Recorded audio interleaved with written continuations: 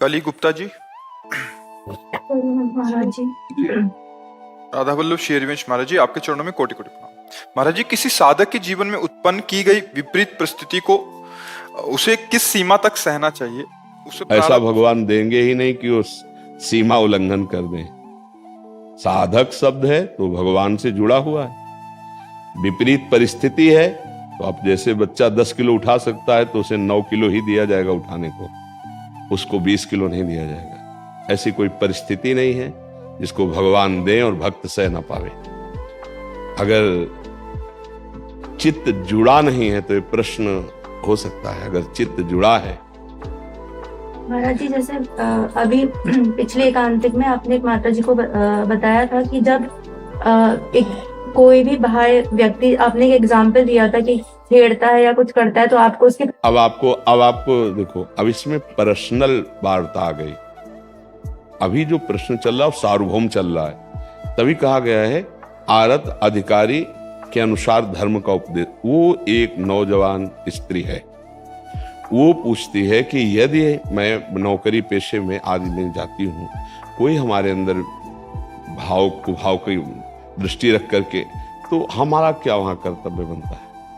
वहां कर्तव्य बनता है रुद्र दृष्टि, ना सहन करना, रिपोर्ट करना। वो लाइन क्या होगी जिस तक हमें सहन करना है और जिसके बाद देखो, इसमें प्रारंभ में ही विरोध कर देना है, इसमें सहन शक्ति नहीं रखनी है। और इस केस को हटा के महाराज जी कोई और व्यवहारिक परिस्थितियों, कोई दोषारोपण कर रहा है या आपकी गलती ना होने पर भी आप उस पे विचार करना है, इस पर नहीं। क्योंकि हाँ, इसमें पूरा, अगर हम किसी को जरा भी सहन करते हैं तो वो हमारे शरीर शोषण की वृत्ति को बढ़ावा पा करके आगे कदम उठा सकता है, इसलिए इसको नहीं सहना है। लेकिन जैसे हम परिवार में हैं अपने, और उसमें कहीं विद्रोह आदि भावनाएं हैं, उसमें कहीं निंदा स्तुति आदि की भावनाएं हैं, तो हम भक्ति के द्वारा उसको सहन करने की चेष्टा करते हैं। और जब हम सहन करेंगे और वो बढ़ता चला जाएगा तो ईश्वर उसे दंड दे देंगे।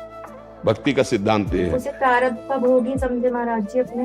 विवेक से सह प्रारब्ध का भोग क्या है? देखो, पागल आदमी रोड में गाली दे रहा हो तो हम क्या करेंगे? हंस के चल देंगे। ऐसे उसके विवेक नहीं है जो अपने धर्म का पालन ना करके आपके साथ असत वार्ता करता है, आपके विरुद्ध भावनाएं, घर की बात कह रहा हूं, तो वहां चरित्र दूषण वाला विषय नहीं आएगा। अगर हमें बाहर से कोई या घर में ही कोई हमारे चरित्र पर बात आती तो फिर हम सहन नहीं करेंगे। धर्म है, चरित्र है, राष्ट्र है, इन पर ज्यादा गुंजाइश नहीं रहती, इनमें तत्काल एक्शन लिया जाता है। अगर हम अपने धर्म के लिए चुप रहेंगे तो कल हमारे धर्म का नाश करने के लिए और भी बढ़ जाएगा। हम पहले कदम पर उसको रोकते हैं। अगर हमारी राष्ट्र सीमा में जरा भी वो घुसने की कोशिश करेगा, पहले कदम में मार के गिरा देंगे। अगर हम छोड़ देते हैं तो हमारी राष्ट्र हानि में आ जाएगी। ऐसे ही हमारे चरित्र पर, यदि हमारे शरीर पर कोई ऐसा, तो उसके लिए फिर महाराज जी तब वहाँ मैं भाव कुछ नहीं होगा कि मेरे लिए और मेरे प्रियजनों के। हाँ, इसमें एक भाव देखना है कि उस समय हम धर्म की रक्षा कर रहे हैं। उस धर्म की रक्षा में हमारे अंदर भगवान हैं, वही भगवान हमारे अंदर से बैठकर उपदेश दे रहे हैं, वही भगवान आपके अंदर से प्रश्न कराकर उसको सुलझा रहे हैं। तो उसमें मैं कहाँ रहा? उसमें मैं कहाँ रहा? जैसे हमारे परिवार का कोई सदस्य हमारे जब चरित्र पर जिसका अधिकार नहीं है और वो गलत दृष्टि रख रहा है, तो यदि हम उसको 1-2 बार प्रार्थना कर देते हैं फिर भी नहीं समझ रहा है, तो दंड ही उपाय होता है ऐसी मनोवृत्ति को रोकने के लिए। अब जैसे घर में पति है, पति के परिवार के जन हैं, कुछ ऐसी बातें हैं जो समस्याएं घर गृहस्थी की होती है, उनको हम सहते हैं।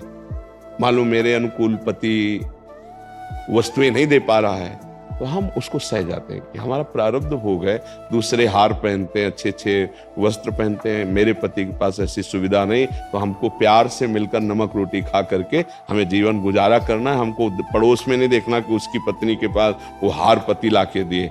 ऐसी परिस्थितियों में, या जैसे सास ससुर हैं, उनका थोड़ा कटु व्यवहार है और हमारे पूज्य हैं, हमको उनकी सेवा की भावना रखनी है, हमको सहना है। अगर वो निंदा करते तो उनको सहते हैं। जैसे और भी ऐसे बहुत सी परिवार में कलह की जगह है, वहां हम शांत हो जाते हैं।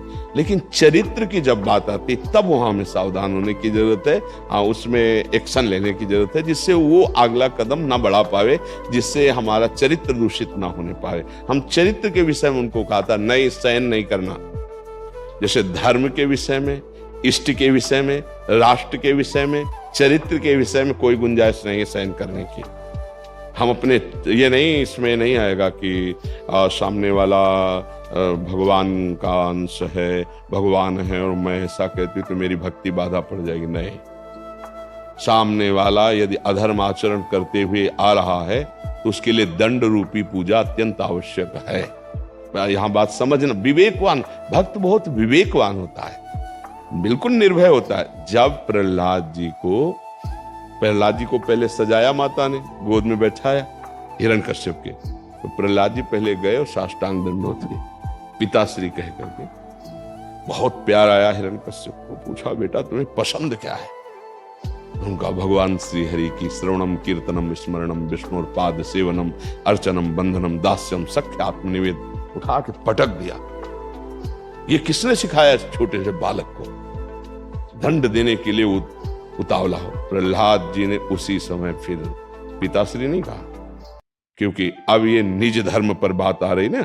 हरि हमारे जीवन धन, हरि की निंदा तो कहा दैत्यराज, ये किसी के सिखाने पढ़ाने से नहीं होता, ये महापुरुषों की चरण रज के अभिषेक से ऐसी स्थिति होती है।